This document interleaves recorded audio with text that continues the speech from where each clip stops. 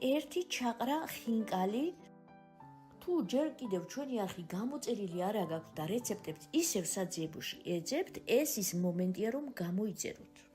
წყალი თუხთუხით უნდა დუღდეს ჩაყრის წინ, ვყრით ბზრიალით თან ვითვლით, ეს ტრადიცია. ჩაყრის მერე ქვაბს ვაბზრიალებთ გარშემო, რომ ხინკალი ფსკერზე არ დარჩეს და ნელ-ნელა დაიწყოს ამოსვლა. ხარშვის დაწყებამდე ყველა ხინკალი ზევით უნდა იყოს ამოსული. ამიტომ მნიშვნელოვანია ავიღოთ ფართე ქვაბი და არა ღრმა. ხინკალს იმდენს ავყრით ქვაბში, რამდენსაც სიგანე გაუძლებს და არა სიღრმე. ადუღებიდან ვხარშავთ 7 წუთი.